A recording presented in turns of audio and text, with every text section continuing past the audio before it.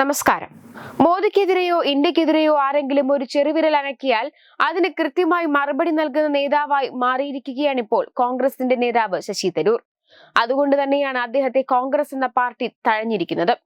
നല്ലത് കണ്ടാൽ നല്ലതാണെന്ന് പറയാനുള്ള മനോവീര്യം ഇന്നും കോൺഗ്രസിനോ നേതാക്കൾക്കോ ഇല്ലെന്ന് തന്നെയാണ് ഇതിന് പ്രധാന കാരണം. ഇപ്പോഴിതാ ഭീകരവാദത്തിലൂടെ ഇന്ത്യയെക്കാൾ കൂടുതൽ ജീവൻ തങ്ങൾക്ക് നഷ്ടപ്പെട്ടുവെന്ന് യുഎസിലെത്തി സമർത്ഥിക്കാൻ ശ്രമിച്ച പാകിസ്ഥാൻ സംഘത്തിന് കൃത്യമായി മറുപടി നൽകിയ ശശി തരൂറാണ് ഇപ്പോൾ വാർത്തകളിൽ നിറഞ്ഞു നിൽക്കുന്നത്. ഓപ്പറേഷൻ സിന്ദൂർ വിശദീകരിക്കാൻ ഇന്ത്യൻ സംഘം യുഎസിലെത്തിയ സമയത്ത് തന്നെയാണ് പാകിസ്ഥാൻ തങ്ങളുടെ ഭാഗം വിശദീകരിക്കാനും എത്തിയത്.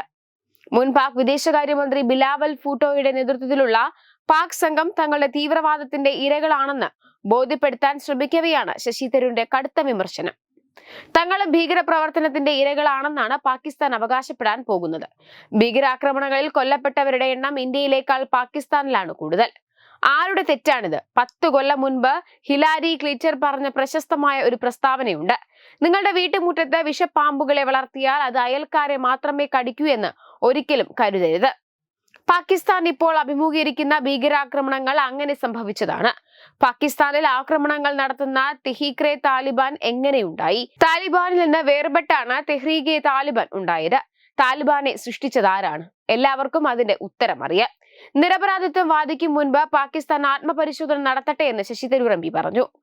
ISIയും റോയും സംയുക്തമായി സഹകരിച്ച് പ്രവർത്തിക്കാൻ തയ്യാറാണെങ്കിൽ ഇന്ത്യയിലും പാകിസ്ഥാനിലും ഭീകരപ്രവർത്തനം ഗണ്യമായി കുറയുന്നത് നമുക്ക് കാണാൻ കഴിയുമെന്ന ബിലാവൽ ഭൂട്ടോയുടെ പ്രസ്താവനയ്ക്കുള്ള മറുപടി കൂടിയായിരുന്നു ശശി തരൂർ നൽകിയത്.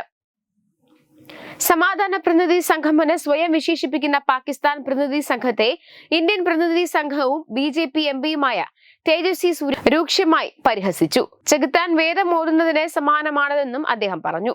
നേരത്തെ ഇന്ത്യ പാകിസ്ഥാൻ സംഘർഷം അവസാനിപ്പിക്കാൻ മധ്യസ്ഥത വഹിച്ചെന്ന അമേരിക്കൻ പ്രസിഡന്റ് ഡൊണാൾഡ് ട്രംപിന്റെ വാദവും തരൂർ തള്ളിയിരുന്നു. പാകിസ്ഥാനുമായുള്ള സംഘർഷവുമായി ബന്ധപ്പെട്ട് മധ്യസ്ഥത വഹിക്കാൻ ഇന്ത്യ ഒരിക്കലും ആരോട് ആവശ്യപ്പെട്ടിട്ടില്ലെന്നും അദ്ദേഹം കൂട്ടിച്ചേർത്തു. ഭീകരവാദത്തിനെതിരായ ഇന്ത്യൻ നിലപാട് വിശദീകരിക്കുന്ന സർവകക്ഷി പ്രതിനിധി സംഘത്തിനൊന്നിനെ നയിക്കുന്ന തരൂർ വാഷിംഗ്ടൺ DC-യിൽ സംസാരിക്കവെയാണ് ഇക്കാര്യം വ്യക്തമാക്കിയത്. ഇന്ത്യ നടത്തിയ ആക്രമണത്തിൽ വൻ നാശനഷ്ടം നേരിട്ടതിന് പിന്നാലെ സൈനിക നടപടി നിർത്താൻ മെയ് 10-ന് പാകിസ്ഥാൻ ഇന്ത്യയോട് ആവശ്യപ്പെട്ടിരിക്കുകയാണെന്നും തരൂർ കൂട്ടിച്ചേർത്തു. അമേരിക്കയുടെ പ്രസിഡന്റ് പദത്തോടും അമേരിക്കൻ പ്രസിഡന്റ് ട്രംപിനോടും ഞങ്ങൾക്ക് വലിയ ബഹുമാനമുണ്ട്. ഞങ്ങൾക്ക് പറയാൻ കഴിയുന്നത് ഇത് മാത്രമാണ്.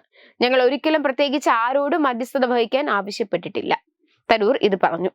രാഹുൽ ഗാന്ധി കഴിഞ്ഞ ദിവസം നടത്തിയ കീഴടങ്ങൂ നരേന്ദ്ര പരാമർശവുമായും ട്രംപിന്റെ മധ്യസ്ഥത അവകാശവാദത്തോടുള്ള ചോദ്യത്തോട് പ്രതികരണവുമായിരുന്നു അദ്ദേഹം നടത്തിയത്. പാകിസ്ഥാന്റെ 11 സൈനിക വ്യോമതാവളങ്ങളിൽ ഇന്ത്യ ആക്രമണം നടത്തിയെന്നും തരൂർ പറഞ്ഞു. പൊതുവിടത്തിൽ ലഭ്യമായ ഉപഗ്രഹ ചിത്രങ്ങൾ ഇന്ത്യ പാകിസ്ഥാനിൽ നടത്തിയ ആക്രമണത്തിലുണ്ടായ വൻ നാശനഷ്ടങ്ങൾ വ്യക്തമാക്കുന്നതാണ്. റൺവേകളിൽ രൂപപ്പെട്ട വലിയ ഗർത്തങ്ങളെയും ഓപ്പറേഷൻ കമാൻഡ് സെന്ററുകളിൽ ബോംബ് വർഷിച്ചതിനെയും പരാമർശിച്ച് തരൂർ കൂട്ടിച്ചേർത്തു. തെക്ക് ഹൈദരാബാദ് മുതൽ വടക്കു പടിഞ്ഞാറ് പെഷ്വാർ വരെ ഇന്ത്യയുടെ ആക്രമണം ഉണ്ടായെന്ന് പാകിസ്ഥാൻ തന്നെ സമ്മതിച്ചതാണ്. എത്ര തന്നെ വലിയ നാശനഷ്ടം ഇന്ത്യയിൽ ഉണ്ടാക്കിയെന്ന് പാകിസ്ഥാൻ കരുതിയാലും പാകിസ്ഥാനുമേൽ ഇന്ത്യ നടത്തുന്ന ആക്രമണത്തെ തടയാൻ അത് പര്യാപ്തമല്ല. അതിനാലാണ് സൈനിക നടപടി നിർത്താൻ ഇന്ത്യയോട് അഭ്യർത്ഥിക്കാൻ അവർ തീരുമാനിച്ചത്. അതിന് ഇന്ത്യക്ക് സന്തോഷമേ ഉണ്ടായിരുന്നുള്ളൂ എന്നാണ് അദ്ദേഹം പറയുന്നത്. വെബ് ഡെസ്ക് തത്വമൈ ന്യൂസ്.